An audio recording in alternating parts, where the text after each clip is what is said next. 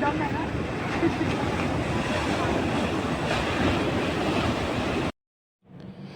Hello नमस्कार जय Jagannath good afternoon समस्त को एटा हूँ पंडिचेरी ब्लॉग 2 तो नेक्स्ट डे थिला आम प्रभु श्री अरविंद जन्मदिन ता पूर्व कही रखे वेलकम करुच्ची मोर श्री एंड लक्ष्मी ब्लॉग्स को यही ब्लॉग्स रे आपण माने अगस्ट 15 रो अपडेट देखिपारे जो दिन कि मो प्रभु श्री अरविंदर जन्मदिन थिला एटी समुद्र कूलर टिके ढेउ सहित आपण माने एंजॉय करूथांतु ता सहित मु आज आपण को गोटे आज अनुचिंता शुणाइबी आउ श्रीकृष्ण अवतार पर प्रभु श्री अरविंदर जन्म तो श्री अरविंद भगवान ही से श्रीकृष्ण अवतार पर तांकु ही आमे भगवान मानुचु तो ये देखूँ आम सकाल सकाल गाधे पड़ी कि आश्रम अभिमुखे आश्रम रे एतलको मेडिटेशन सरीगला मेडिटेशन पर एमती बाहर को बाहर के आसलु एंड यहाँ हूँ सकाल मॉर्निंग रो डाइनिंग रो फोटो तो सेठी प्रभु को सजासजी होता आम जस्ट डाइनिंग रे बसलु तो से झलक नहीं यहाँ आश्रम रो बाहर रो फोटो एमती टिके टिके अपडेट आउ मोर जो मु जाइली सॉरी भुवनेश्वर टू पंडिचेरी जो गोटे ट्रेन जाऊँगी वीकली सेटा थरे जाए सेपटू पुणी बुधवार आसे गुरुवार ये भुवनेश्वर रे पहुँचे एठू मंगलवार बाहर आठू पंडिचेरी बुधवार बाहर एथर एक्सपीरियंसटा कि गोटे निहारा थिला बहुत भल थिला ट्रेन जर्नीटा मोर तो एते भल थिला कि कौन कहबी आ गला बेले माने सेठी जना पड़ानी माने गोटे दिन जो दिन 12टारे छाड़िला ट्रेन तार दिन 11:30 पहुँचेदेला तो मते जना भी पड़ानी एते सुंदर जर्नी थिला और एते सुंदर डिवाइन सोल गुड़ाक मो बगी रे थिले बहुत भाई माने जो माने आगरू परिचित से माने भी आसुथिले मो पाखरे बसथिले माने खाइबा पीबार आदान प्रदानटा बड़ कथा नुहे स्नेह श्रद्धारे पोती ही पड़लु समस्ते पूरा खुशी रे आनंद रे जाइकी पंडिचेरी रे 13 तारिख रे सॉरी हाँ 13 तारिख रे पहुँचलु 14 तारिख तो वीडियोटा आपण मानकु देइथिली आपण माने देखिथिबे काली आज एटा ब्लॉग 2 पंडिचेरी जर्नी रो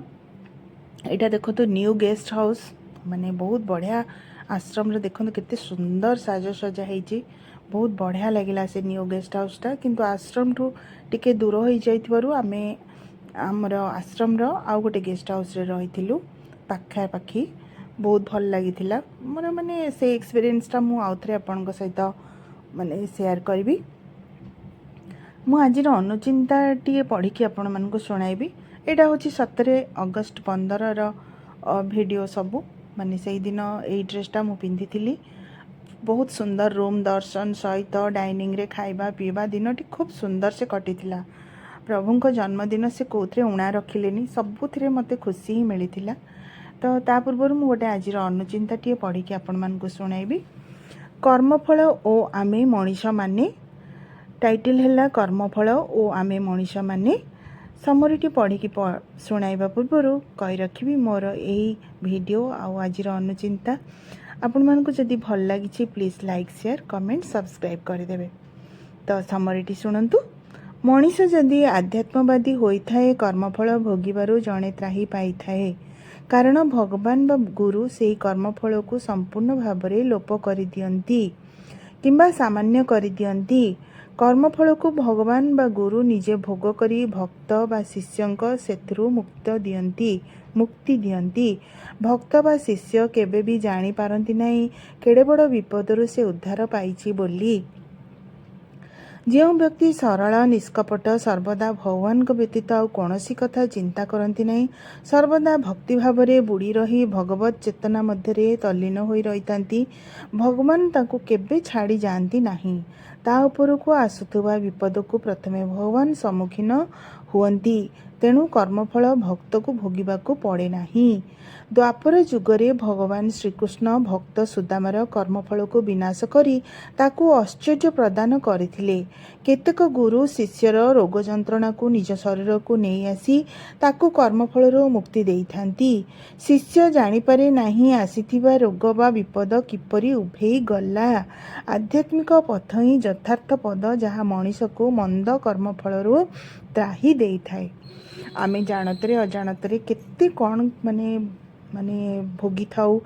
କେତେ ଦୁର୍ଘଟଣା ଇଏ ସବୁ ଆସିଥାଏ, କିନ୍ତୁ ଭଗବାନଙ୍କ ଚେତନାରେ ଭଗବାନଙ୍କୁ ଯିଏ ଧରି ରଖିଥିବ ସେ ପ୍ରତ୍ୟେକ କ୍ଷେତ୍ରରେ ହିଁ ରକ୍ଷା ପାଇଯିବ। ଏଠି ଆପଣଙ୍କୁ ଶୁଣାଇଲି ନା ଡିଟେଲ୍ସ ଏହାର ମୁଁ କେମିତି ମୋର ଏକ୍ସପିରିଏନ୍ସ କ'ଣ, ମୁଁ କେମିତି ସବୁ ବିପଦରୁ ରକ୍ଷା ପାଇଛି, ଏଇଟା ଡିଟେଲ୍ସ ନେକ୍ସଟ ଭିଡ଼ିଓରେ ଆପଣମାନଙ୍କ ସହିତ ସେୟାର କରିବି। ଏଇଠି ତ ସମୟ ହେଇଯାଉଛି, ଭିଡ଼ିଓଟି ସରି ଆସିଛି। ତ କର୍ମଫଳ ଆମେ ମଣିଷମାନେ ଆପଣମାନଙ୍କୁ କେମିତି ଲାଗିଲା? ପ୍ରକୃତରେ ଯିଏ ଭଗବାନଙ୍କ ଶରଣାପନ୍ନ ହୋଇଥିବ ସେ କେତେ କେତେ ବିପଦରୁ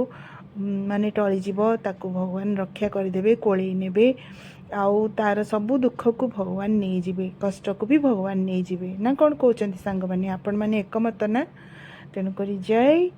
ଶ୍ରୀ ଅରବିନ୍ଦ, ଜୟ ଶ୍ରୀ ମାତା ଶरणं मम, नमो भगवते श्री अरविंदाय, ओं मेरा अंबिकाय। ओं नमो भगवते श्री अरविंदाय, ओं नमो माँ मेरा अंबिकाय, मेरा अरविंद।